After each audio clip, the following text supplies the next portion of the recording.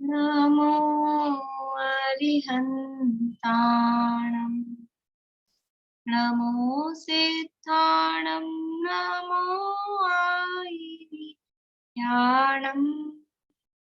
नमो वज्रायाणं नमो लोये सवसाहु हेसो पंच नमो यारो सव पावपणासनो मंगलाणं च सव्वेसिं परमं होहि मंगलम् परमं होहि मंगलम्।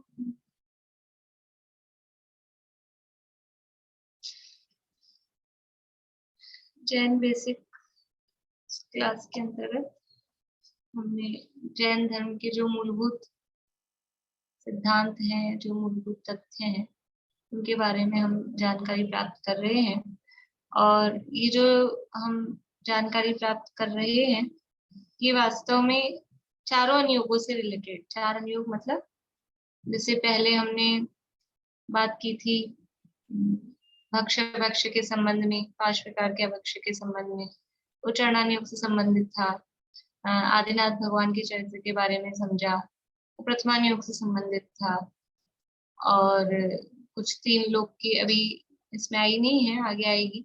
3 लोक की रचना वगैरह के संदर्भ में, कर्मों के संदर्भ में, वो कर्णानुयोग से संबंधित रहेगा।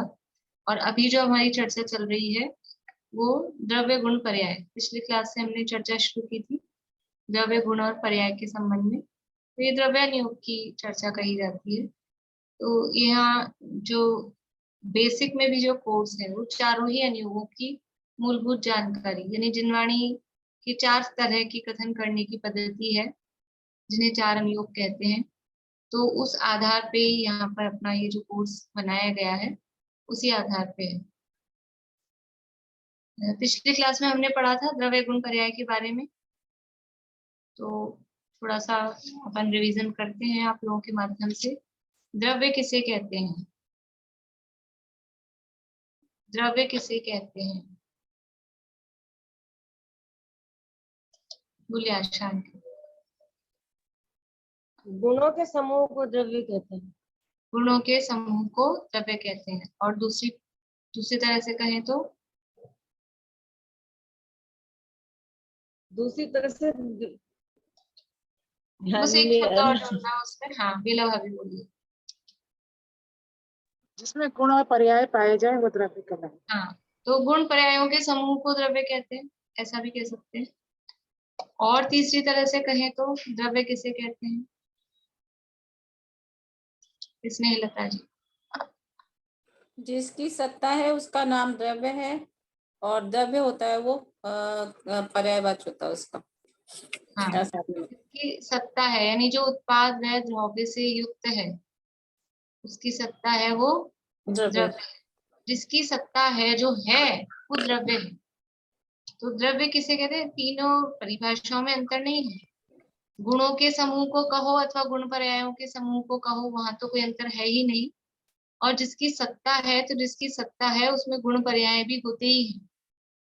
जिसकी सत्ता है उसे द्रव्य कहते हैं, जिसका अस्तित्व है, सत्ता है। और वो जो सत्ता है, वो सत्ता कैसी होती है? वो उत्पाद व द्रव्य से सहित होती है। तो उत्पाद और व्यय ये क्या चीज है? उत्पाद वह कहलाता है पर्याय, जो उत्पन्न हो रही है, जो नष्ट हो रही है। उत्पन्न होना वो उत्पाद, नष्ट होना वो व्यय। तो जो उत्पन्न होती है, नष्ट होती है, वो क्या होती है? वो पर्याय होती है। पर्याय का अभी अर्थ भी अपन ने देखा था। पर्याय का मतलब है, पर्याय किसे कहते हैं? पर्याय का क्या अर्थ है? आयुषी, आप थे ना क्लास में? लास्ट क्लास में नहीं थे? नहीं भाभी। तो एक वीक में आपने क्लास नहीं सुनी? एक्चुअली भाभी यहाँ पे बहुत कुछ चल रहा है अभी। जकार्ता में ईद सेलिब्रेशन था ना, तो काफी सारी हॉलीडेज थी, तो वो प्लान नहीं हो पाया अभी क्लास का। चलिए कोई बात नहीं, बोलिए अनीता जी। गुणों में जो प्रति समय परिवर्तन हो रहा है, गुणों में जो परिणमन हो रहा है, गुणों में कहो या द्रव्य में कहो, द्रव्य में और गुणों में जो परिवर्तन हो रहा है उसका नाम पर्याय है। परिणमन का नाम पर्याय है। जो चेंजेस हो रहे हैं उसको अपन शॉर्ट में बोले तो अवस्था, हालत, दशा, चेंजेस, इसका नाम है पर्याय। पर्याय का मतलब है जो द्रव्य की या गुण की जो पोजीशन है, जो अवस्था है, जो उसकी दशा है, जो उसकी हालत है, उसका नाम पर्याय है। तो ये पर्याय क्या है? ये पर्याय है परिणमन रूप, मतलब हर समय चेंज हो रहा है, बदलाव हो रहा है। तो ये बदलाव क्या है कि उत्पन्न होता है, नष्ट होता है। एक दशा, एक अवस्था उत्पन्न होती है, दूसरी जो पहले वाली अवस्था है वो खत्म होती है, नई दशा उत्पन्न होती है, पूर्व दशा खत्म होती है, पूर्व दशा खत्म होती है, नई दशा उत्पन्न होती है। ये क्या हो रहा है? इसका नाम है उत्पाद व्यय। तो उत्पाद व्यय इज इक्वल्स टू पर्याय। उत्पाद व्यय इज इक्वल्स टू पर्याय। और ध्रुव्य, ध्रुव्य का मतलब क्या है? ध्रुव्य का मतलब है जो एक सा रहता है, जो कांस्टेंट रहता है, वो कहलाता है ध्रुव्य। अपन देख क्या रहे हैं? दो परिभाषाएं अपन ने देखी है। गुण पर्यायों के समूह को द्रव्य कहते हैं और दूसरा है उत्पाद व ध्रुव्य से जो युक्त है वो सत है, वो द्रव्य है। तो इन दोनों परिभाषाओं में कुछ अंतर है या नहीं है? दोनों में, दोनों परिभाषाएं एक ही है या अलग अलग है, वो अपन चेक कर रहे हैं। तो एक परिभाषा अपन ने रखी, गुण और पर्यायों के समुदाय को द्रव्य कहते हैं। अब उससे इसका मिलान कर रहे हैं। तो उत्पाद व्यय का अर्थ क्या आ गया? पर्याय। उत्पाद व्यय का अर्थ हो गया पर्याय। और ध्रुव्य का अर्थ क्या है? ध्रुव्य का मतलब है जो कांस्टेंट रहता है, जो बना रहता है, जो चेंज नहीं हो रहा है। तो ऐसा क्या है द्रव्य में जो बना रहता है, जो चेंज नहीं होता है? वो होते हैं उसके गुण। गुण बदलते नहीं है, वो जो दशा है, जो अवस्था है, जो हालत है, वो बदलती है। गुण वैसे के वैसे ही रहते हैं। तो ध्रुव्य का अर्थ होता है गुण और उत्पाद व्यय का अर्थ होता है पर्याय।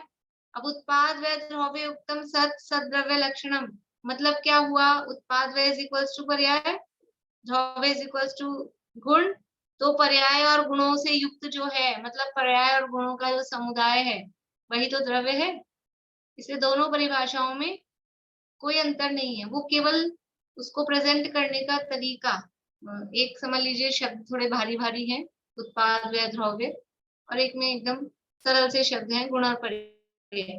बाकी बात वही है, कुछ अंतर नहीं है। तो चाहे उत्पाद व्यय ध्रुव्य उत्तम सत और वो सत द्रव्य है वो कहो, या गुण पर्याय का समुदाय द्रव्य कहो, या अकेला गुणों का समूह भी द्रव्य कहें, तो वो गुण है, वो पर्याय से रहित नहीं होते। गुणों की अवस्था, गुणों में निरंतर परिणमन होता ही रहता है। तो गुणों का जो परिणमन हो रहा है, जो उसकी अवस्था है, उसी का नाम तो पर्याय है। इसलिए परिभाषाओं में कोई अंतर नहीं है, चाहे गुण पर्याय का समुदाय को द्रव्य बोले, चाहे गुणों के समूह को द्रव्य बोले, चाहे उत्पाद व ध्रुव्य से जो युक्त है उसको द्रव्य बोले। ठीक है। पर्याय की अपन ने देख ही ली है कि जो द्रव्य की या गुण की जो अवस्था है, जो उसका परिणमन है, जो उसमें बदलाव हो रहा है, जो चेंजेस हो रहा है। पर्याय की एक और विशेषता क्या है कि पर्याय हर समय बदलती रहती है। पर्याय का लाइफ कितनी होती है, पर्याय का जीवन कितना है? एक समय। द्रव्य की लाइफ कितनी है, द्रव्य का जीवन कितना है? वो है अनादि अनंत, फॉरएवर, हमेशा रहेगा। द्रव्य कभी खत्म नहीं होगा, द्रव्य का जीवन है अनादि अनंत। और गुण की लाइफ, गुण कब से कब तक रहेगा? वो भी हमेशा रहेगा, वो भी फॉरएवर है, वो भी अनादि अनंत है। लेकिन पर्याय कंटिन्यूटी की अपेक्षा देखेंगे तो पर्याय भी अनादिकाल से होती आ रही है, अनंत काल तक होती रहेंगी। लेकिन एक पर्टिकुलर पर्याय को देखा जाएगा, एक पर्याय को उठा के देखा, तो वो पर्याय का जीवन, वो पर्याय की लाइफ, यानी वो पर्याय कितने समय तक टिकी रहेगी, वो है एक समय। हर समय पर्याय बदलती है, यानी कि द्रव्य की और गुण की जो अवस्था है, जो पोजीशन है, जो उसकी हालत है, वो हर समय बदलती है। यानी द्रव्य और गुणों में हर समय बदलाव हो रहा है और उस बदलाव का नाम ही पर्याय है। ये भी हमने देखा था कि पर्याय कोई अलग नहीं है, अलग से रखी हो, पर्याय कहीं अलग, गुण कहीं अलग, द्रव्य कहीं अलग, ऐसा नहीं है, तीनों एक ही में है। उदाहरण ध्यान है किसी को? क्या किस उदाहरण से अपन ने देखा था? ये तीनों एक ही में है। बोलिए अनीता जी। दीदी एक सोने का चूड़ी ले ली, सोना तो हो गया, द्रव्य हो गया, उसको चेंज कर देंगे, तक मुकुट बना दिया, अब मुकुट तोड़ के चूड़ी बना दी, उत्पाद भी हो गया, व्यय भी हो गया था उसका। देखिए क्या हुआ, द्रव्य गुण पर्याय में से क्या हुआ? चूड़ी है या मुकुट है, वो क्या हुआ उसकी? अब उत्पाद तो हो गया चूड़ी का। नहीं, उत्पाद वे नहीं बताना है अभी नहीं। आपको जी। वो सोना आपने कहा द्रव्य है। हाँ। अब वो चूड़ी है या वो मुकुट है, तो वो क्या चीज है? गुण है कि पर्याय है? उसकी पर्याय बदली है दीदी। पर्याय। वो चूड़ी है वो या पर्याय, जो भी आकार है, सोना गुण हो गया ना उसका। और गुण क्या हुए उसमें सोने में? सोने का पीलापन। बढ़िया, पीलापन, चिकनापन, भारीपन, ये उसके गुण हो गए। यानी एक ही चीज है, ये एक है, ये एक चूड़ी है, ये एक चूड़ी है, तो इसमें से सोना अलग हो और इसमें पीलापन अलग कर दो और ये चूड़ी अलग कर दो। चूड़ी चूड़ी आप ले जाओ, सोना सोना मुझे दे दो, ऐसा हो सकता है? वो द्रव्य में उसके गुण और पर्याय वो अभिन्न ही होते हैं, अलग नहीं होते हैं। द्रव्य से हम तीन रूप में उसको समझ रहे हैं, लेकिन इसमें जो बना रहा, जो कांस्टेंट है, वो सोना है। अभी चूड़ी को हम तोड़वा के हमने चैन बना ली, तो भी सोना उसमें कांस्टेंट है, और जो उसके पीलापन, चिकनापन है, वो भी उसमें कांस्टेंट है, वो उसके गुण है। गुण किसे कहते हैं, इसकी परिभाषा और पूछती हूँ मैं आपसे। लेकिन अब ये जो इसकी अवस्था है, चूड़ी की अवस्था से ये चैन बन गई, तो ये अवस्था क्या हुई? बदल गई। ये तो अपन ने बड़ा ऐसा उदाहरण लिया है, अदरवाइज वो अवस्था हर समय बदलती रहती है। तो पर्याय है जो निरंतर बदलती रहती है, उसे पर्याय कहते हैं। और जो बदलता नहीं है वो द्रव्य है। और गुण किसे कहते हैं? गुण किसे कहते हैं? बोलिए सरोजानी। जो द्रव्य के संपूर्ण भागों में और संपूर्ण अवस्थाओं में रहते हैं उसे गुण कहते हैं, ये परिभाषा है। बढ़िया। और अपन ने गुण के लिए कुछ और भी समझा था? द्रव्य की विशेषता को गुण कहते हैं। बहुत बढ़िया। द्रव्य की विशेषताओं को गुण कहते हैं।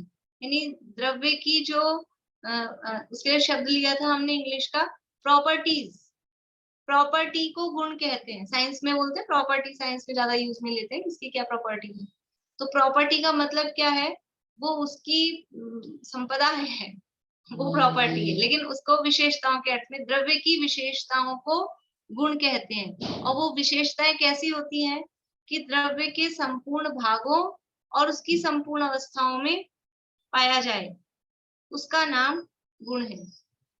अभी आप लोगों से एक मतलब जब ऐसा वाला टॉपिक चल रहा हो ना, आप लोग देख लिया करिए क्लास में, तो कोशिश करके 1 वीक का टाइम रहता है, तो उसको आप सुन के आएंगे अगर क्लास मिस हो गई है, वरना अभी रिवीजन में पूरी क्लास का टाइम चला जाएगा, तो आगे अपन बढ़ ही नहीं पाएंगे। ठीक है ना? तो थोड़ा सा समझने के लिए 1 वीक का टाइम रहता है, तो कुछ भी जैसे तैसे टाइम निकाल के, पौन घंटा 1 घंटे की होती है, उसको पढ़े। थोड़ी सरल क्लास होती है तो कोई बात नहीं, जैसे भक्ष की चल रही थी उसमें सरल सी बात है, इसमें थोड़ा सा समझने का है। तो जिन लोगों की भी मिस हुई हो वो क्लास को जरूर सुने इसके बाद में भी। अभी तो अपन ने किया है थोड़ा रिवीजन। तो ये द्रव्य है, गुण है और पर्याय है, ये 3 चीजें हैं। ये द्रव्य गुण पर्याय होते क्यों, मतलब इसकी चर्चा आई कहाँ से? इन द्रव्य गुण पर्यायों का ये जहाँ पाए जा रहे हैं, वहां जहाँ ये दिखाई दे रहे हैं इकट्ठे, उसको क्या कहते हैं? जहाँ ये द्रव्य गुण पर्याय पाए जा रहे हैं, कहाँ पाए जा रहे हैं? लोक में। लोक, विश्व। यानी विश्व किसे कहते हैं? कि ये द्रव्यों का समूह, और द्रव्यों के समूह को विश्व कहते हैं या लोक कहते हैं। तो वो द्रव्य में गुण भी आ गए हैं और पर्याय भी आ गई हैं। तो चाहे द्रव्यों के समूह को विश्व कहो या द्रव्य गुण पर्यायों के समूह को विश्व कहो, एक ही बात है। तो विश्व में द्रव्य है, द्रव्यों में गुण है, और द्रव्य और गुणों की पर्याय होती है। तो द्रव्य कितने हैं विश्व में, वो चर्चा अपन पहले कर चुके हैं। कितने द्रव्य होते हैं? बोले आयुषी जी, तो पता है द्रव्य कितने होते हैं? एकदम याद नहीं है है। ना, पांचवें अध्याय में अपन द्रव्य कितने होते हैं? जीव हाँ, जीव अजीव, अजीब नहीं, जीव पुद्गल, जीव पुद्गल, धर्म अधर्म, आकाश और काल। काल। बढ़िया। ये 6 द्रव्य होते हैं। तो द्रव्यों की चर्चा अपन पहले कर चुके हैं। अभी यानी उसके भेद प्रभेद, अभी अपने को चर्चा करनी गुणों के संबंध में कि गुण कितने प्रकार के होते हैं, उसकी चर्चा अपने को करनी है। उसके बाद में फिर देखेंगे जैसा भी होगा पर्यायों के भेद प्रभेद बाद में। गुण कितने प्रकार के होते हैं? गुण किसे कहते हैं? द्रव्य की जो विशेषताएं हैं। अभी जो द्रव्य में विशेषताएं हैं वो कितने टाइप की होती हैं? कितने टाइप की होती है मतलब उसको टाइप में कितने गुण हैं? गुण तो अनंत है, लेकिन उन अनंत गुणों को हमको कुछ ग्रुप में रखना है, कुछ टाइप्स बनाने हैं। तो कितने टाइप के होते हैं? बोलिए बेला भाभी। 2 टाइप के होते हैं, सामान्य और विशेष। बहुत बढ़िया। 2 तरह के गुण होते हैं, यानी गुण 2 प्रकार के होते हैं। कौन से द्रव्य में होते हैं 2 प्रकार के गुण? कि सभी द्रव्यों में 2 प्रकार के गुण होते हैं। जितने भी द्रव्य हैं विश्व में, 6 द्रव्य हैं, ये तो हमने जाति अपेक्षा से कहा है, ये तो उनकी हमने जाति देख के ग्रुप वाइज कहा है। एक्चुअल में विश्व में द्रव्य कितने होते हैं? एक्चुअल में अनंत द्रव्य हैं। सभी द्रव्यों की संख्या को हम प्लस करेंगे तो अनंत द्रव्य हैं। और वो अनंत द्रव्य में हर द्रव्य में कितने टाइप के गुण हैं? 2 टाइप के गुण हैं, एक सामान्य गुण और एक विशेष गुण। कौन कौन से 2 टाइप के हैं? एक सामान्य गुण और एक विशेष गुण। मेरे को एक बात याद आ रही है, अभी इसलिए बीच में बोलती हूँ। मैंने आज एक वो लिंक भेजी है यूट्यूब की, तो वो एक्चुअल में बच्चों का शिविर चल रहा है देवलाली में, उसकी आज की है वो। और आप लोग सब खुद भी देखना, और बच्चे हों घर में बच्चों को भी दिखाना। और वो पूरा उसी चैनल पे वो शिविर भी लाइव आता रहता है, अगर आप लोग बच्चों को दिखाना चाहें और उससे इंस्पायर होके। अब अगले साल मैंने भेजा तो था उस समय आप लोगों को, लेकिन इतना मैं बता नहीं पाई थी। अगर हर साल वहाँ इस तरह से बच्चों का शिविर होता है जो टोटली केवल बच्चों के लिए ही होता है, बच्चों पर ही उसमें ध्यान दिया जाता है। तो अगर आप लोगों को अच्छा लगे और अपने घर में बच्चे हैं, हाँ, किसी भी एज के 15-16 साल तक की, तो उसको वहाँ उनको ज्वाइन करा सकते हैं। हर साल ये मई के फर्स्ट वीक में होता है, और बहुत अच्छा बच्चों को यानी धार्मिक ज्ञान और सब तरह का नॉलेज उसमें दी जाती है। चलिए, तो बात मेरे को याद आ गई थी तो मैंने बताई। गुण 2 प्रकार के होते हैं, सामान्य गुण और विशेष गुण। शब्दों से अपने को समझ में आएगा थोड़ा। सामान्य मतलब कॉमन है, जनरल है, कॉमन। और विशेष मतलब कुछ स्पेशल है। तो सामान्य गुण किसे कहेंगे? सामान्य गुण किसे कहेंगे? बोलिए मीना चाची। जो कि सब द्रव्यों में रहते हैं गुण, उसको सामान्य गुण कहते जो गुण सब द्रव्यों में समान रूप से पाए हैं। जाएं उन्हें सामान्य गुण कहते हैं। जो गुण सब द्रव्यों में समान रूप से पाए जाते हैं उन्हें सामान्य गुण कहते हैं। और विशेष गुण किसे कहेंगे? कि जो गुण सब द्रव्यों में न पाए जाकर अपने अपने किसी विशिष्ट द्रव्य में ही रहते हैं, उसका नाम विशेष गुण है। जो गुण सब द्रव्यों में न पाए जाकर अपने अपने द्रव्य में यानी पर्टिकुलर द्रव्य में किसी विशिष्ट द्रव्य में ही पाए जाते हैं उन्हें विशेष गुण कहते हैं। सरल है परिभाषाएं, अभी के भी याद हो जानी चाहिए मेरे हिसाब से। कि जो गुण सब द्रव्यों में पाए जाते हैं वो सामान्य गुण है, और जो गुण सब द्रव्यों में न पाए जाकर अपने अपने विशिष्ट द्रव्य में ही पाए जाते हैं वो विशेष गुण कहलाते हैं। तो द्रव्यों में ऐसे सामान्य गुण कितने होते हैं? 1 2 3 4 5 6 कितने होते हैं? उंगलियों से बता दें आप लोग। 6 उंगलियां सब दिखा रहे हैं, सुमित आंटी मना कर रही हैं। 6 नहीं होते हैं, ये कितने होते हैं? कि सामान्य गुण भी अनंत होते हैं। प्रत्येक द्रव्य में सामान्य गुण कितने हैं? प्रत्येक द्रव्य में सामान्य गुण अनंत होते हैं। और विशेष गुण कितने होते हैं? विशेष गुण होते होंगे 6, विशेष तो 2 4 10 ही होते होंगे। विशेष गुण भी अनंत होते हैं। प्रत्येक द्रव्य में सामान्य गुण यानी ऐसे गुण जो सब द्रव्यों में कॉमन है, ऐसे गुण भी अनंत हैं। और जो उसी द्रव्य में पाए जाते हैं, पर्टिकुलर द्रव्य में, वो गुण भी अनंत है। यानी सामान्य गुण भी अनंत है और विशेष गुण भी अनंत होते हैं। तो भाभी फिर क्या डिफरेंस हुआ सामान्य और विशेष में, जब अनंत ही है? डिफरेंस तो ये हुआ कि जो सामान्य गुण है वो सब द्रव्यों में पाए जा रहे हैं, वो आप में भी है, मुझ में भी है, सब में है, वो सामान्य है। और विशेष गुण भी अनंत है, लेकिन जो आप में है वो आप ही में है, जो मुझ में है वो मुझ में ही है। मतलब अभी ये तो उदाहरण में यहाँ पर मैं लिए, जैसे जो जीव में है, वो जीव में ऐसे गुण जो केवल जीवों में ही पाए जाते हैं वो भी अनंत है। और ऐसे गुण जो जीव में भी पाए जाए, पुद्गल में, धर्म अधर्म आकाश काल सब में पाए जा रहे हैं, ऐसे गुण भी अनंत है। तो सामान्य गुण भी अनंत है। सामान्य गुण का मतलब है जो छहों द्रव्यों में पाए जाए। जाति अपेक्षा अपन देखेंगे तो छहों द्रव्यों में जो गुण पाए जाएंगे वो कहलाएंगे सामान्य गुण। और जो गुण छहों द्रव्यों में नहीं पाए जाएंगे, जो केवल जीवों में पाए जाएं, वो जीव के विशेष गुण। जो केवल पुद्गलों में पाए जाएं, वो पुद्गल के विशेष गुण।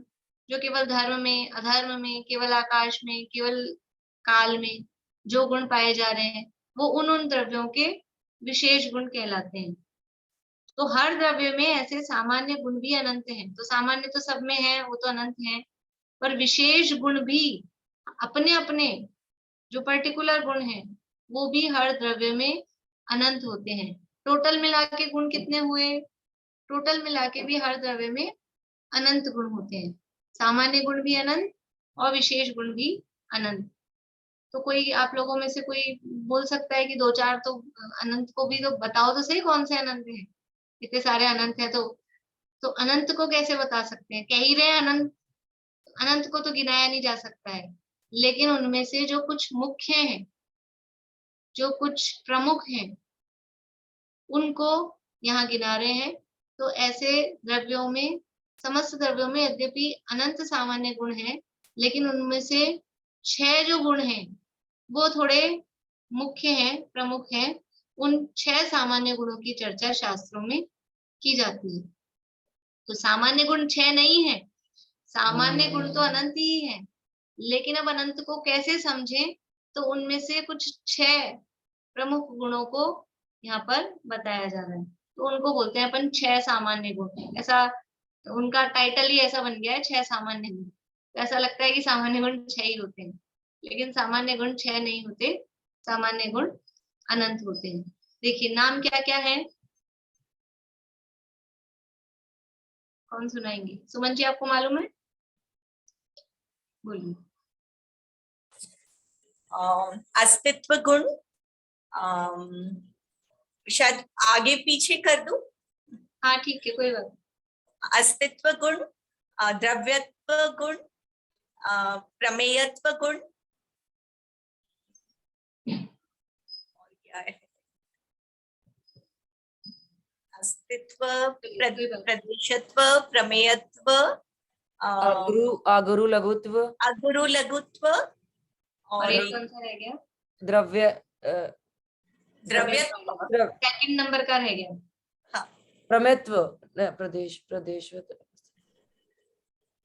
हाँ बेला, अभी कौन सा रह गया?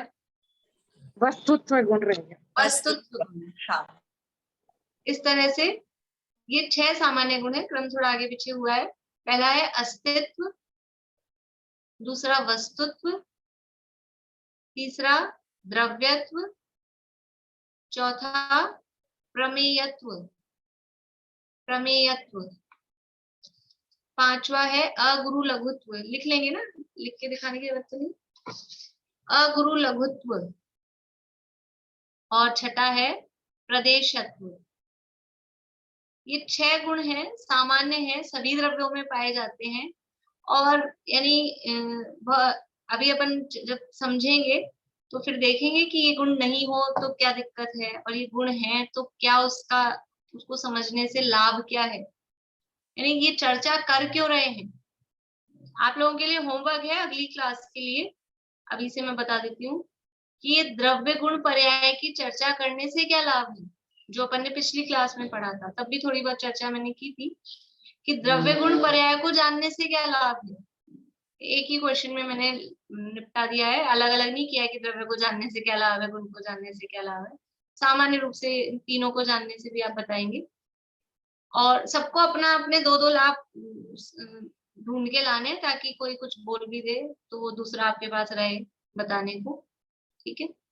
और अभी जो अपन चर्चा करेंगे 6 सामान्य गुणों की, तो इन 6 सामान्य गुणों को यानी अलग अलग गुण, अस्तित्व गुण को जानने से क्या लाभ है, वस्तुत्व गुण को जानने से क्या लाभ है, द्रव्यत्व गुण को जानने से क्या लाभ है, प्रमेयत्व गुण को जानने से क्या लाभ है, अगुण लघुत्व गुण को जानने से क्या लाभ है, और प्रदेशत्व गुण को जानने से क्या लाभ है। ऐसा अलग अलग 6 सामान्य गुणों को जानने के लाभ, ये प्रश्न मैंने आपको अभी बता दिया है, और आप अभी पढ़ते पढ़ते भी माइंड में ले सकते हैं कि इसको जानने से क्या लाभ है। और मैं ये चाहूंगी, बाकी तो मैं आप लोगों को नहीं कहती हूँ ज्यादा कुछ, लेकिन ये 6 सामान्य गुणों यानी जो बिल्कुल पहली बार पढ़ रहे हैं वो लिखे भी और लाभ को भी लिखें। तो हमारा ये सब पढ़ने का प्रयोजन एक्चुअल में क्या है, नॉलेज बढ़ाना, ज्ञान बढ़ाना, जानकारी इकट्ठी कर लेना, वो हमारा प्रयोजन नहीं है। हम इन सिद्धांतों को या इन बातों को पढ़ के एक तो उसके भाव तक पहुंच सकें कि जिनवाणी में क्यों बताया गया है और वो हमारे लिए कैसे बेनिफिशियल है, हमको क्या लाभ है कि वो उसको अपन अपने जीवन में अप्लाई करके हम उससे किस तरह से लाभ उठा सकते हैं। तब तो कोई फायदा है, खाली ज्ञान बढ़ाने का क्या लाभ होगा। जैसे अलमारी में हम परिग्रह इकट्ठा करते हैं किसी भी तरह की चीजों का, कपड़ों का, धन दौलत का, सोना चांदी का, वैसे हम यहाँ पर बुद्धि में इकट्ठा कर लेंगे, वो तो परिग्रह ही हो जाएगा। इसलिए केवल ज्ञान बढ़ाना हमारा उद्देश्य नहीं है, किसी भी तरह से कभी भी होना ही नहीं चाहिए। ना मेरा उद्देश्य है कि आप लोगों का ज्ञान बढ़ जाए, कि मेरा ज्ञान बढ़ जाए, ना आप लोगों का होना चाहिए। तो ज्ञान बढ़ाना हमारा उद्देश्य नहीं है। मैं भी ये समझ लीजिए आप लोगों को पढ़ा के समझा के उस माध्यम से मैं भी उस भाव तक पहुंचूं और जीवन में उसको अप्लाई करूं, और आप भी उस भाव तक पहुंचे, यही अपना उद्देश्य है। बोलिए आयुष। भाभी, क्या ज्ञान भी फिर परिग्रह है? अगर तो अपन ज्ञान ऐसे भी परिग्रह हो जाएगा ना, अगर हम केवल ज्ञान बढ़ा बढ़ा के बस उसका, यदि हम प्रयोजन तक नहीं पहुंच रहे हैं, उसके उद्देश्य मतलब वो क्यों कहा गया उसको अपने जीवन में हम अप्लाई नहीं कर पा रहे हैं, तो परिग्रह ही है, ज्ञान भी परिग्रह ही हो जाएगा। क्षयक्षमिक ज्ञान है, अभी बढ़ गया है, वो भी कर्म के क्षयोपशम से। और फिर क्या होगा, यदि हमने उसको लाभ नहीं लिया, उसको हम कैसे मूल तत्व तक पहुंच सके, क्योंकि हमारा प्रयोजन ज्ञान बढ़ाना नहीं है, ज्ञान स्वभावी जो तत्व मैं हूं उस तक हमको पहुंचना है। उस तक हम कैसे पहुंचे, ये हमको ध्यान रखना चाहिए, भूलना नहीं चाहिए कभी भी। आयोजन में प्रयोजन को नहीं भूलना, ये है आयोजन।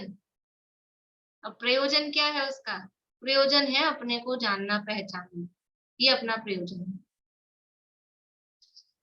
तो आप लोग, मैं ये इतनी बात क्यों कही कि आप लोग पीछे नहीं हटे, हर हर प्रकरण में से, बल्कि मैं नहीं बताऊं, मैं नहीं बोलूं तो आपको पूछना चाहिए कि ये जो आप हमको पढ़ा रहे हो इसको पढ़ाने का लाभ क्या है, इसको पढ़ने का फायदा क्या है, क्यों पढ़ रहे हैं हम ये चीज, जो भी चीजें अपन पढ़ रहे हैं, ठीक है। पहला है अस्तित्व गुण। अस्तित्व गुण किसे कहते हैं, परिभाषा है, और परिभाषाएं इसी फॉर्म में वैसे तो होती ही है, लेकिन करनी है अपने को याद। जिस शक्ति के कारण द्रव्य का कभी नाश नहीं होता, जिस शक्ति के कारण द्रव्य का कभी नाश नहीं होता, अभाव यानी नाश नहीं होता, और वह कभी किसी से उत्पन्न भी नहीं होता, और वह कभी किसी से उत्पन्न भी नहीं होता, उसे अस्तित्व गुण कहते हैं। जिस शक्ति के कारण द्रव्य का कभी नाश नहीं होता और वह कभी किसी से उत्पन्न नहीं होता, उसे अस्तित्व गुण कहते हैं। अभी क्या बता दिया इसमें, ये अस्तित्व गुण कह के क्या बता दिया कि अस्तित्व मतलब जिसके कारण, जिसे अपन बोलते हैं ना मेरा अस्तित्व है, मेरी सत्ता, एग्जिस्टेंस, मैं हूं। क्यों हूं? क्योंकि मुझ में एक अस्तित्व नाम का गुण है, मेरी सत्ता है। वो सत्ता क्यों है? सत्ता मतलब बोलते हैं ना अपना अस्तित्व, वजूद जिसे बोलते हैं, मेरा वजूद, ऐसा शब्द बोलते हैं। वो क्या है कि एक अस्तित्व नाम का गुण है मुझ में, और अकेले मुझ में ही नहीं है, सब द्रव्यों में, छहों द्रव्यों में। और छहों तो हमने जातीय अपेक्षा कहा है, संख्या अपेक्षा हम देखें तो एक एक द्रव्य में, एक एक जीव में, एक एक परमाणु में, धर्म धर्म आकाश काल, एक एक कालाणु में, सब में सबका अपना अपना अस्तित्व है। तो उससे क्या होता है कि उसके कारण कभी उनका नाश नहीं होगा, क्योंकि वो है ना, है तो उसका नाश होगा ही नहीं। तो जिस शक्ति के कारण द्रव्य का कभी नाश नहीं होता, ठीक है नाश तो नहीं होता, लेकिन मुझे किसी ने बनाया तो होगा, भगवान ने बनाया, माता पिता ने बनाया, कभी कभी कहते हैं गुरुजन ने हमको बनाया, तो कोई दूसरा हमको बनाने वाला तो हो सकता है, उत्पन्न करने वाला तो हो सकता है। कि जब मेरे को कोई नष्ट नहीं कर सकता तो कोई मेरे को उत्पन्न भी नहीं कर सकता, क्योंकि अगर दूसरा कोई मुझे उत्पन्न कर रहा है इसका मतलब मेरा खुद का कोई वजूद, मेरा खुद की कोई अस्तित्व वो नहीं है, दूसरे के कारण मेरा अस्तित्व हो रहा है। लेकिन ऐसा एक्चुअल में है नहीं। वास्तव में क्या है कि मेरा अस्तित्व, मेरी मौजूदगी वो मेरे कारण से ही है। तो कोई दूसरा मुझे उत्पन्न कर सके, कोई द्रव्य किसी अन्य द्रव्य को उत्पन्न करे, ऐसा होता ही नहीं है, क्योंकि वो जो उत्पन्न हुआ है वो अपने अस्तित्व के कारण हुआ है। अभी आपको इसमें से समझ में आ रहा है इससे हम क्या क्या लाभ, यानी हमारी कितनी जो बड़ी टेंशन होती है दुनिया में, टेंशन क्या होती है? अभी युद्ध छिड़ गया रशिया यूक्रेन में, तो क्या सबसे बड़ी टेंशन सबसे पहले क्या हो जाती है? वो तो वहां छिड़ा है, लेकिन यहाँ इंडिया में टेंशन हो जाती है लोगों को। क्यों? कि अपना क्या होगा, अपने पे बम तो नहीं, अगर मेरे पे बम डाल दिया तो क्या होगा, मैं खत्म, दुनिया खत्म हो जाएगी। दुनिया दुनिया खत्म हो सकती है क्या? विश्व का नाश हो सकता है क्या? किसी द्रव्य का नाश हो सकता है? ये खो जाते ना खत्म। हमने अमरस बनाया था, वो अमरस खत्म, आम लाए थे खा लिया, खत्म। ये वो द्रव्य नहीं है एक्चुअल में, वो सब क्या है? वो तो पर्याय है। द्रव्य का नाश होता है क्या? आम था उसका अमरस बना लिया, तो वो आम की अवस्था बदल के वो रस रूप अवस्था हो गई। अमरस को हमने पी लिया, अब तो खत्म हो गया, लेकिन वो अमरस पी के अंदर खून मांस हड्डी जिस भी रूप में वो परिणमित हो गया, फिर उसके बाद में क्या हुआ कि खत्म हो गया कि नहीं? अभी वो उस रूप में है ना। फिर जब ये शरीर नष्ट होगा, मान लो मृत्यु को प्राप्त होगा, तो वो जला दिया जाएगा, तो वो जल के उस रूप में हो जाएगा।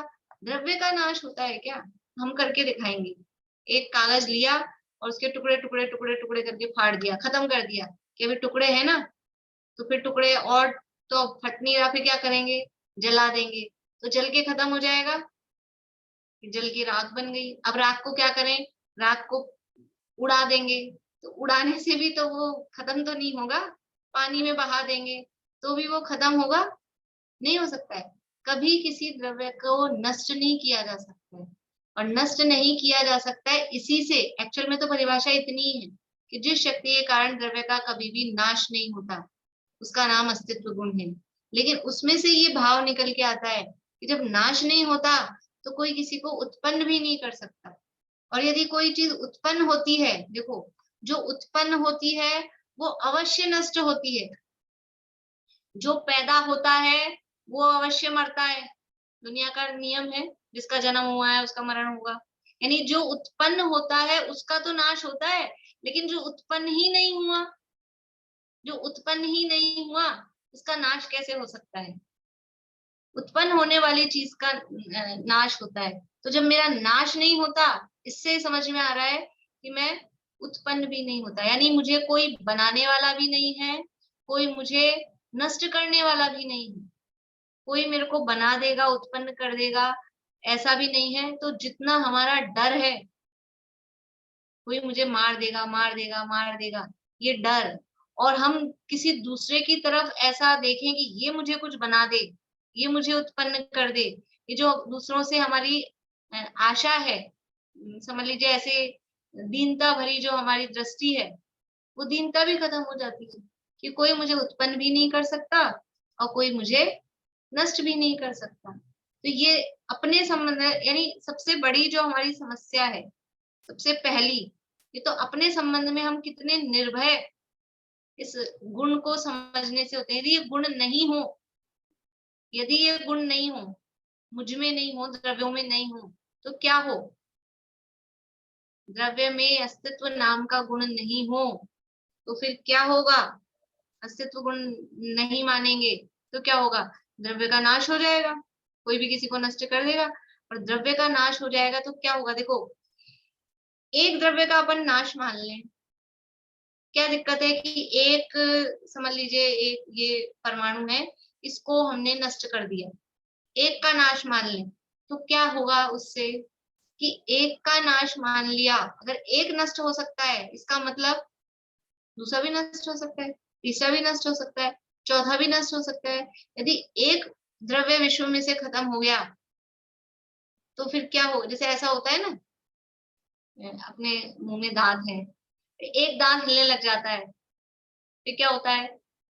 वो सारे अगल बगल के, और हिलने नहीं लग जाता है, एक नष्ट हो गया मतलब एक दांत निकल गया, कुछ भी समझो।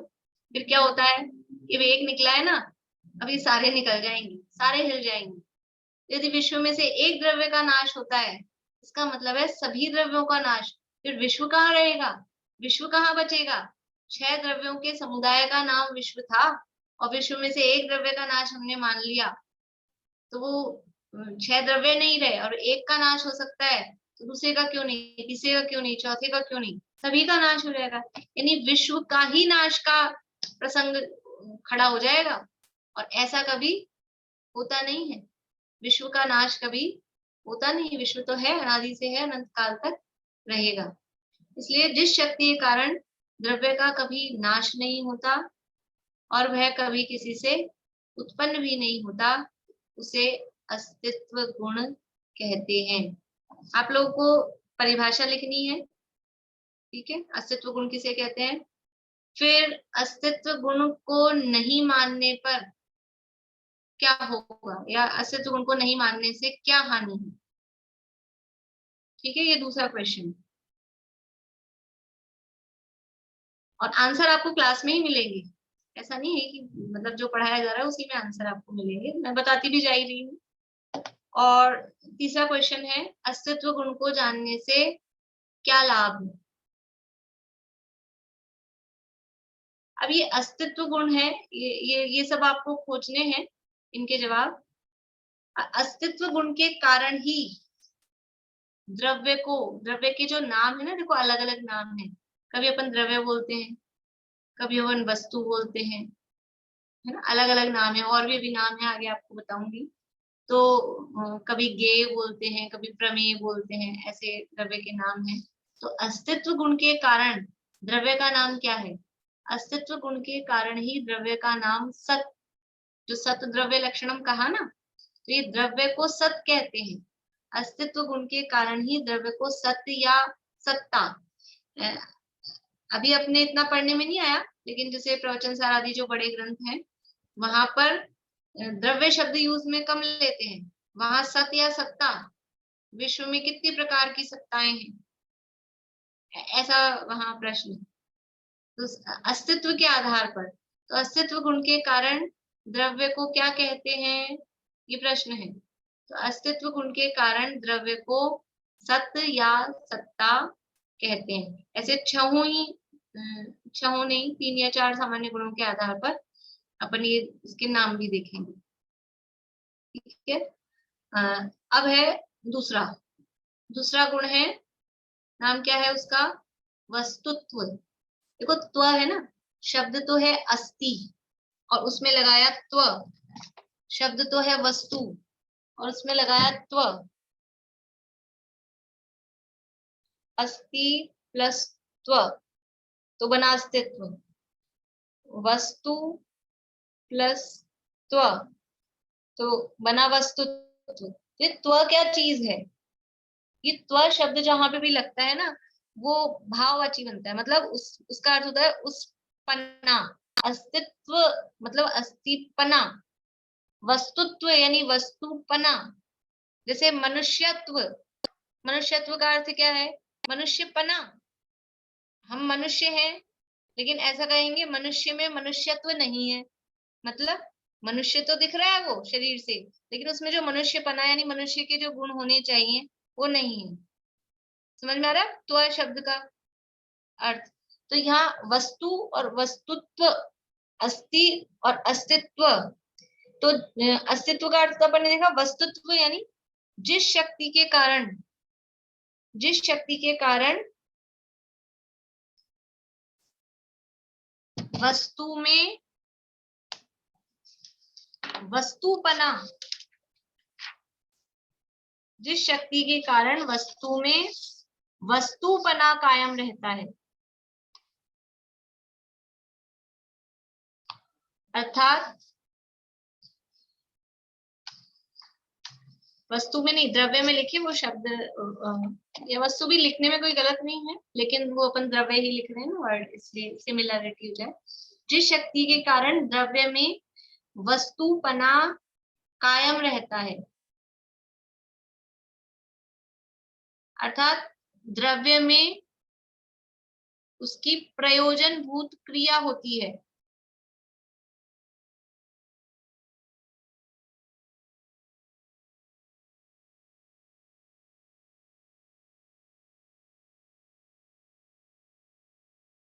अथवा और सरल शब्दों में लिखे, प्रयोजनभूत क्रिया थोड़ा शब्द कठिन है। जिस शक्ति के कारण प्रत्येक द्रव्य, अथवा करके लिखिए, अथवा जिस शक्ति के कारण प्रत्येक द्रव्य अपने अपने स्वभाव के अनुसार कार्य करते हैं, कार्य करता है। जिस शक्ति के कारण प्रत्येक द्रव्य अपने अपने स्वभाव के अनुसार कार्य करता है, उसे वस्तुत्व गुण कहते हैं। यानी जिस शक्ति के कारण वस्तु में वस्तुपना, यानी वस्तुपना मतलब वो वस्तु क्यों है, कोई भी वस्तु होती है, हम उसको लेते हैं, रखते हैं, उसको वस्तु कहते हैं, तो क्यों कहते हैं? उसका कुछ ना कुछ कार्य होता है ना। कोई भी चीज हमारे घर में है तो वो उसमें कुछ ना कुछ उसका स्वभाव है और वो कुछ कार्य करती है, तब तो हम उसको रखते हैं अपने घर में। हमारे किचन में इतनी सारी चीजें होती हैं, तो उसमें वो अपने स्वभाव के अनुसार कार्य करती है। यदि ये वस्तु में वस्तुत्व गुण नहीं हो, मतलब वो कार्य नहीं करे, तो फिर कौन उसको रखे? नमक है, नमक का मतलब क्या है? नमक का मतलब क्या है?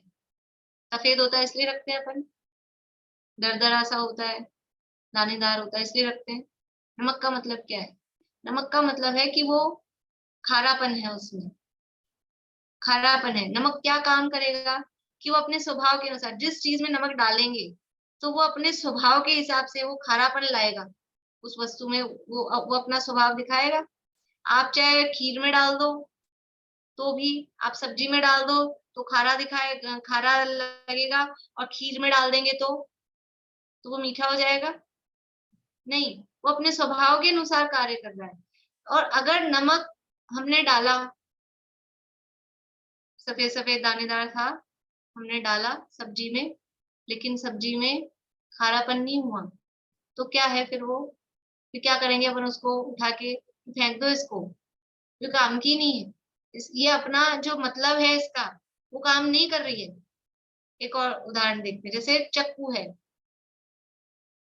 चक्कू है, चक्कू का मतलब क्या है कि वो पदार्थों को कट करने के काम में आए, तो यानी उसकी जो शार्पनेस है वो उसकी प्रयोजनभूत क्रिया, प्रयोजनभूत क्रिया लिखा है ना, प्रयोजनभूत क्रिया का मतलब है कि वो चक्कू का प्रयोजन क्या है कि वो सब्जियां फल ये सुधार सके, उसमें शार्पनेस हो। अब वो चक्कू ब्लंट हो गया, हम चला रहे हैं और वो कुछ भी उससे पीस ही नहीं हो रहे, तो क्या होगा? कि फेंक दो इसको, काम का नहीं। यानी अगर वस्तु में वस्तुत्व गुण नहीं हो तो वस्तु बेकार हो जाएगी, तो काम की नहीं रहेगी। ये वस्तुत्व गुण के कारण द्रव्य है वो काम का है, क्योंकि वस्तुत्व गुण के कारण उसमें काम होता है, उसमें कुछ प्रयोजनभूत क्रिया होती है, वो कुछ काम का होता है। इसलिए ये वस्तुत्व गुण है, सभी द्रव्यों में ये गुण होता है। इसका मतलब क्या हुआ कि कोई भी द्रव्य बेकार नहीं है, कोई भी द्रव्य वो बेकार नहीं है। हम तो बहुत सारी चीजें बेकार समझ के निकाल के फेंक देते हैं। हम दिवाली की सफाई करते हैं और हम ये बेकार है, ये बेकार है, हम फेंक देते हैं। फिर क्या होता है? कोई ना कोई उसको उठा के बीन के ले जाता है। इसका मतलब है, वो तो मतलब उदाहरण में है, मोटी मोटी चीजें हैं कि कोई भी द्रव्य कभी भी बेकार नहीं होता। क्यों नहीं होता? क्योंकि उसमें वस्तुत्व नाम का गुण है, और वस्तुत्व गुण के कारण द्रव्य में अपनी प्रयोजनभूत क्रिया होती है, यानी अपने जो भी उसके स्वभाव है उस स्वभाव के अनुसार वो कार्य करता है। मतलब क्या हुआ कि जीव है और जीव में वस्तुत्व गुण है, तो जीव में उसकी प्रयोजनभूत क्रिया क्या होगी? जीव में प्रयोजनभूत क्रिया क्या होगी? सुलोचना जी, समझ में आ रहा है आपको? जीव है ना, जीव का मतलब क्या है? वो क्या काम करेगा? जीव जैसे नमक खारापन का काम करेगा, ठीक है, चीनी मिठास का काम करेगी। तो जीव का काम क्या है?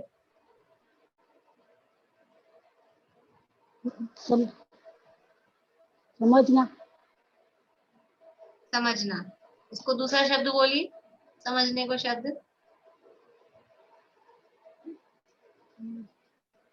चलिए ठीक है, बोलिए आयुष।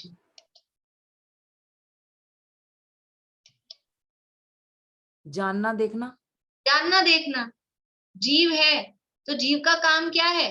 जैसे नमक का काम खारापन है, खारा करना है, चीनी का काम मिठास है, ऐसे जीव का काम क्या है? जीव की प्रयोजनभूत क्रिया क्या है? ज्ञान दर्शन, जानना देखना। तो जीव है, उसमें काम क्या होगा? जीव में काम होगा बस जानना देखना। इसलिए कहा है मात्र जानना मेरा काम। यानी मैं जीव हूं तो मैं क्या कर सकता हूँ? मैं बच्चों को पढ़ा सकता हूँ, मैं रोटी बना सकता हूँ, मैं कमाई धंधा रुपया पैसा कमा सकता हूँ, मैं बिजनेस कर सकता हूँ। ये मेरी प्रयोजनभूत क्रिया है क्या? रोटी बनाना, कमाई करना, बच्चों को संभालना, और भी घर गृहस्थी संभालना, जो भी कुछ भी है, ये मेरी प्रयोजनभूत क्रिया है क्या? पूजा करना, इधर से उधर द्रव्य चढ़ा देना, ये मेरी प्रयोजनभूत क्रिया नहीं है। मुझ में वस्तुत्व नाम का गुण है, तो मेरी प्रयोजनभूत क्रिया क्या है? कि जो मैं हूं, कि मैं जीव हूं, तो मात्र जानना मेरा काम। ये जानना देखना ये जीव की प्रयोजनभूत क्रिया है। पुद्गल की प्रयोजनभूत क्रिया क्या है? पुद्गल में क्या गुण है? स्पर्श रस गंध वर्ण। तो पुद्गल की प्रयोजनभूत क्रिया कि उसमें स्पर्श रस गंध वर्ण रूप कार्य होंगे। यानी वस्तुत्व गुण हर द्रव्य में काम होता है। देखो क्या क्या बताता है कि हर द्रव्य में काम होता है, एक बात। और वो काम कैसा होता है? वो काम अपने स्वभाव के अनुसार होता है, जो उसका नेचर है वैसा ही काम उस द्रव्य में होगा। हम नेचर के अलावा काम करना चाहें, कराना चाहें तो नहीं हो सकता है। ये वस्तुत्व गुण के कारण द्रव्य में अपना, इसके लिए एक और यानी ग्रंथ में आप देखेंगे तो वहां तो शब्द दिया है अर्थ क्रिया कारित्व, ऐसा शब्द दिया है। उसका अर्थ है प्रयोजनभूत क्रिया, और प्रयोजनभूत क्रिया का मतलब भी है कि अपने अपने स्वभाव के अनुसार कार्य होते हैं। तीनों का अर्थ वही है, लेकिन वो शब्द वैसे है, मतलब वो शब्द भी आपको पढ़ने में आ सकता है अगर आप कोई ग्रंथ पढ़ेंगे। तो द्रव्य में अर्थ क्रिया कारित्व, अर्थ का मतलब है प्रयोजन, और क्रिया यानी क्रिया, प्रयोजनभूत क्रिया, और कारित्व मतलब वो होना। तो द्रव्य में अपनी अपनी अर्थ क्रिया कारित्व होता है, यानी अपनी प्रयोजनभूत क्रिया होती है, यानी अपने स्वभाव के अनुसार उसमें क्रिया होती है। ये वस्तुत्व गुण बताता है। तो कोई भी द्रव्य किसी अन्य दूसरे द्रव्य का काम करे, कोई भी द्रव्य, अब कितनी बातें इसमें से समझ में आती है। आपने मुझे पढ़ाया, मैंने आपको पढ़ाया, मैंने आपको सिखाया, मैंने आपको ज्ञान दिया, आपने मुझे ज्ञान दिया। ये क्या है?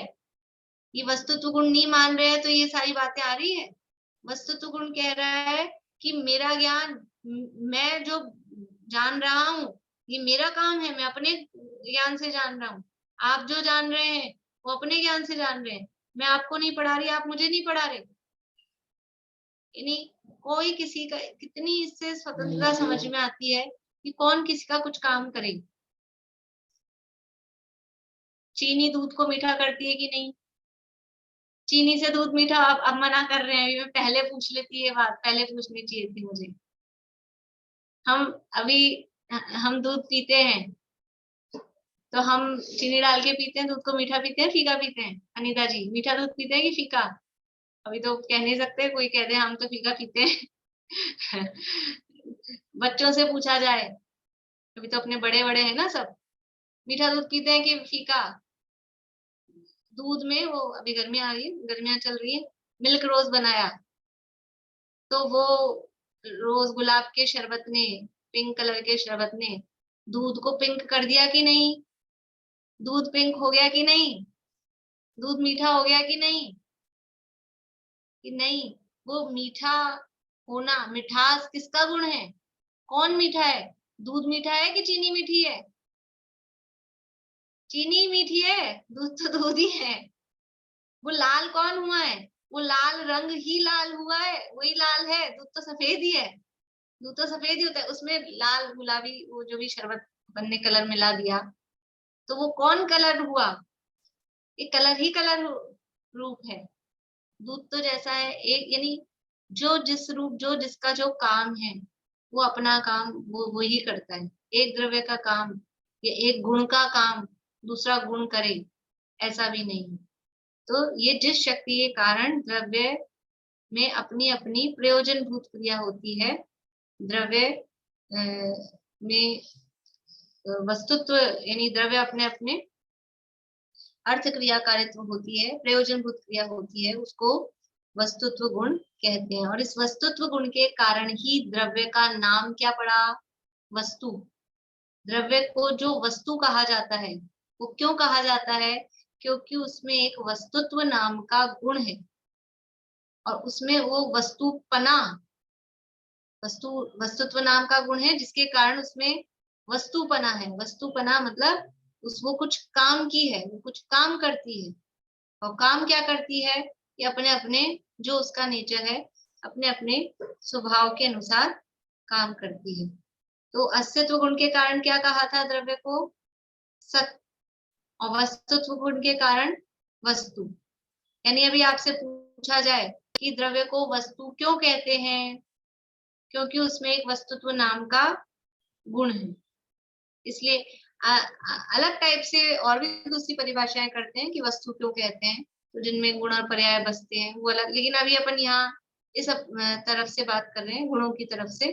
तो अभी इतना ही देख रहे हैं कि द्रव्य को, वस्तुत्व गुण के कारण द्रव्य को वस्तु कहते हैं। अभी तीसरा, 3 गुणों की चर्चा आज करेंगे अपन। तीनों का आप लोगों को कंपैरिजन भी देखना है कि तीनों गुणों में क्या अंतर है, क्या उनमें बातें कही गई है। तीसरा है द्रव्यत्व गुण। द्रव्यत्व गुण का मतलब क्या है? जिस शक्ति के कारण द्रव्य की अवस्था निरंतर बदलती रहे, जिस शक्ति के कारण द्रव्य की अवस्था निरंतर बदलती रहती है उसे द्रव्यत्व गुण कहते हैं।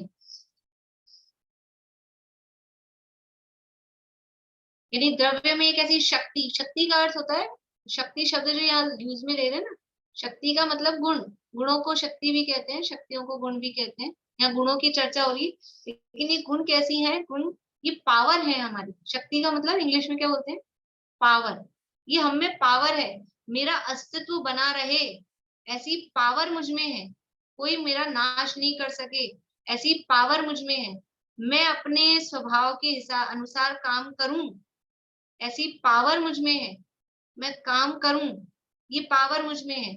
और अब ये तीसरी क्या है कि मेरी अवस्था निरंतर कंटिन्यूअसली बदलती रहे, ये भी पावर मुझ में ही है। कि मेरी अवस्थाएं जो भी पर्याय हैं वो पर्याय निरंतर बदलती रहे। देखो द्रव्यत्व है ना, द्रव्यत्व, द्रव्य का मतलब होता है द्रवणा, द्रवणा यानी परिणमन करना, ऐसा प्रवाहित होना, फ्लो जिसे कहते हैं। तो ये द्रव्यत्व गुण में यानी प्रवाहपना, यानी प्रवाह कैसा होता है, नदी में फ्लो होता है, नदी में प्रवाह होता है। इसका मतलब क्या है, नदी को नदी क्यों कहते हैं, नदी किसे कहते हैं पता है, नदी में और तालाब में क्या अंतर है? बोलो आयुषी जी, आपको पता है। भाभी नदी बहती है मीन्स रनिंग रहती है, और तालाब स्टिल मतलब एक जगह जहाँ भर गया है वो भर गया है, वो तालाब है। बढ़िया, बहुत अच्छा। यानी नदी किसे कहते हैं, जहाँ पानी फ्लो, प्रवाहित हो रहा है, जहाँ पानी बहता रहता है, उसका नाम है नदी। और जहाँ पानी इकट्ठा होके रुक गया है वहीं पे, उसका नाम है तालाब। और वो छोटा है बड़ा है तो वो उसको अलग अलग बावड़ी नाम दो, जैसे भी। लेकिन नदी का मतलब है बहता रहे। तो द्रवणा, बहना, द्रव्य निरंतर बहता रहता है। बहता है मतलब क्या हुआ, जैसे नदी बहती है यानी वो पानी, अभी जो पानी अपने को यहाँ दिख रहा है वो पानी हर समय नया आ रहा है, बदलता जा रहा है। एक अपन ने जगह फिक्स कर ली इस जगह, लेकिन उस जगह का पानी वही नहीं होता है, क्योंकि वो बहता जा रहा है तो वो आगे बढ़ता जा रहा है। ऐसे ही द्रव्य द्रवता है, बहता है, मतलब उसकी अवस्था निरंतर बदलती रहती है। जिस शक्ति के कारण द्रव्य की अवस्था निरंतर बदलती रहती है उसका नाम द्रव्यत्व गुण है। और इस द्रव्यत्व गुण के कारण ही जो वस्तु है उसको क्या कहेंगे, क्या कहते हैं, द्रव्य। द्रव्य जो नाम पड़ा है वो इस द्रव्यत्व गुण के कारण ही द्रव्य को या वस्तु को द्रव्य कहा जाता है। अब ये द्रव्यत्व गुण जानने से क्या लाभ है, यानी ये द्रव्यत्व गुण नहीं होता, पहले तो अपन ये देखें कि द्रव्यत्व गुण नहीं होता वस्तु में तो क्या होता, कि वो पानी जैसे बहे नहीं, रुक जाए, पानी रुक जाए तो पता है क्या होता है, पानी यदि रुक जाता है ना तो क्या होता है, वो सड़ जाता है, बदबू आती है रुके हुए पानी में। वो बहता पानी, इसलिए एक कहावत भी ऐसी चलती है, भ्रमता योगी और बहता पानी, वो शुद्ध रहते हैं। योगी यदि रुक जाए, योगी मतलब कोई साधु है, कोई साधु यदि एक ही जगह पे टिक जाए, घूमता नहीं रहे, तो भ्रष्ट हो जाएगा, क्योंकि फिर वहां उसको मोह राग द्वेष उस जगह पे हो जाएंगे। तो साधु हमेशा भ्रमता हुआ बहता हुआ रहना चाहिए, और पानी भी हमेशा बहता हुआ रहना चाहिए, तो उसमें बदबू नहीं आती है, सड़ता नहीं। तो द्रव्य यदि द्रव्य में परिणमन नहीं हो, द्रव्यत्व गुण नहीं हो तो क्या होगा, द्रव्य सड़ जाएगा, सड़ जाएगा, खराब हो जाएगा, खराब हो जाएगा यानी नष्ट ही हो जाएगा। यदि द्रव्य में परिणमन नहीं हो तो द्रव्य खत्म हो जाएगा, क्योंकि वो सत कब है, अस्तित्व कब है उसका, उत्पाद व द्रव्य से सहित है। अगर उत्पाद व नहीं होगा तो खत्म हो जाएगा। जैसे समझ लीजिए अपनी जो मशीनें हैं, मिक्सी है, पंखा है, और भी सिलाई मशीन है, वॉशिंग मशीन है, कार है, अगर इनको अपन चलाते रहते हैं, इनमें चेंजेस परिणमन हो रहा है तो ये बराबर चलती रहती है, कितनी पुरानी से पुरानी चीज हो, 25 साल से चल रही है, क्योंकि हम उसको काम में लेते रहते हैं। और नई लाके रखी और रख दी और कभी काम में नहीं ली, चलाए ही नहीं, तो क्या होता है, जाम हो जाती है, खत्म हो जाती है। जाम हो गई का मतलब क्या है, मिक्सी है अब वो चल ही नहीं रही है तो मतलब क्या है, नष्ट है, खत्म है, बेकार है, कोई मतलब नहीं है। गाड़ी है, रख रखी है सजा के अपन ने, चलाई नहीं तो क्या होगा, वो चलेगी ही नहीं, जाम हो जाती। शरीर ये मशीन है, यदि हम इसको काम में नहीं लेते हैं, जाम हो जाते हैं, हाथ पांव जाम हो जाते हैं, चलना बंद कर दो, वो प्लास्टर बन जाता है ना, ऐसे हाथ यूं हो गया बहुत दिनों तक, तो फिर क्या होता है, वो जाम हो जाता है, वो सीधा ही नहीं होता है। इसलिए अगर द्रव्य में ये परिणमन वाला गुण नहीं हो, द्रव्यत्व नाम का गुण नहीं हो, वो परिणमन नहीं करे तो द्रव्य खत्म हो जाएगा, जाम हो जाएगा, नष्ट हो जाएगा। इस तरह से ये अभी अपन ने चर्चा की है। अब अपन जब इसके लाभ की चर्चा भी करेंगे तो इसके साथ में और भी बातें बहुत सारी आएंगी। अभी अपना समय भी हो गया है, 3 गुणों की चर्चा अपन ने की है, अस्तित्व, वस्तुत्व, द्रव्यत्व। परिभाषा देखी है और इन गुणों के कारण वस्तु को क्या कहते हैं वो उसका नाम देखा है। ये गुण नहीं हो तो उससे क्या हानि है और ये गुण होने से हमको क्या लाभ है। वो लाभ अपने को बहुत सारे लाभ आप सब सोच के आएंगे और जो लोग रिकॉर्डिंग सुने बाद में वो भी सोच के आए, घबराए नहीं, सोच के रखें तो अपने को बहुत सारे लाभ सबके मिलके, कोई लाभ मुझे होगा, कोई लाभ आपको होगा, तो बहुत सारे लाभ उससे अपने को समझ में आएंगे। वो अगली क्लास में अपन बाकी के 3 और सामान्य गुण और इनसे होने वाले लाभ, उनकी चर्चा नेक्स्ट क्लास में करेंगे। अभी किसी का कोई प्रश्न हो तो पूछिए। अच्छा, नेक्स्ट क्लास में नेक्स्ट सैटरडे ऐसा है कि शायद क्लास मैं नहीं ले पाऊंगी, मतलब एक्चुअल में क्या मैं बाहर जा रही हूँ तो उस दिन ही सफर करना है, फिर बाद में तो वहां से तो मैं लूंगी क्लास। तो अगर आप लोग चाहें, अगर कल फ्री हो तो कल रख लें क्लास। पर वही मुझे है मतलब ये बात समझ नहीं आई कि पेपर है उसको जला दिया, राख हो गई, तो पेपर का खुद का अस्तित्व तो खत्म हो गया ना। तो पेपर द्रव्य नहीं है, पेपर क्या है, पर्याय है। अच्छा, पर्याय तो बदलती है, पर्याय तो कहते ही उसे हैं जो बदल रही है। पेपर द्रव्य क्या है, उसमें द्रव्य देखना पड़ेगा।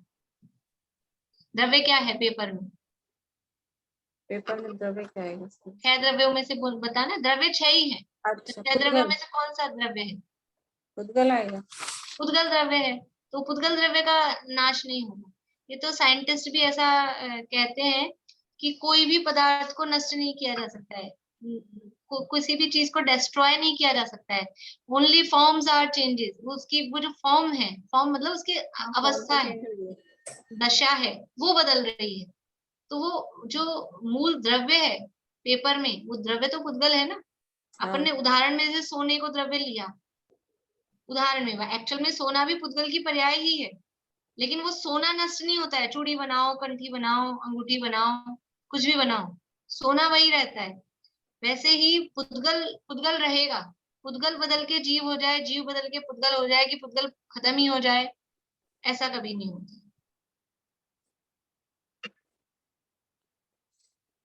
कितने लोग एग्री हैं?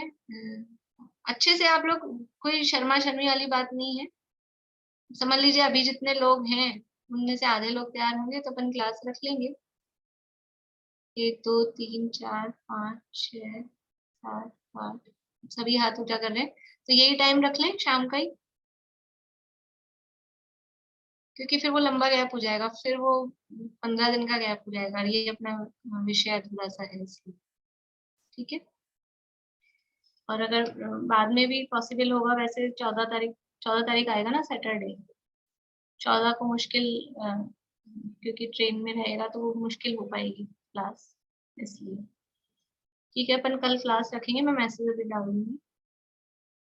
चलिए, जिनवाणी स्तुति ये याद हुई कि नहीं आप लोगों को सबको? मिथ्यात्म नाश्वे को याद करनी है सबको। अभी तो मैंने ये याद हो जाए तो फिर मैं आगे दूसरी कहूँ आप लोगों को। अपने 2-3 स्तुतियां पढ़ी हैं, स्तुतियां याद होनी चाहिए अपने को। अनीता जी, आपको याद है? नहीं? नेक्स्ट क्लास में अभी जो लोग मना कर रहे हैं ना कोई मुझे नेक्स्ट क्लास में सुनानी है आप लोगों को। मनोरमा आंटी को तो याद ही है पहले से। अंकल, आपको याद है? चलिए आप बोलिए।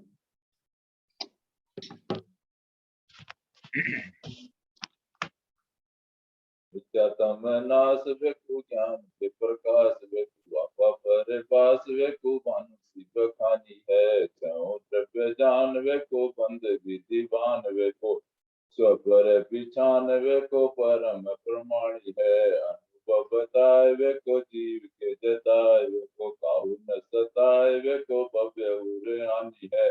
जहाँ तहाँ तार वेको तापार के उतार वेको सुख विस्तार वेको ऐसी जिन वाणी है। जिन वाणी के ज्ञान से सूझे लोकालोक सो वाणी मस्तक सदा दे तुम दो।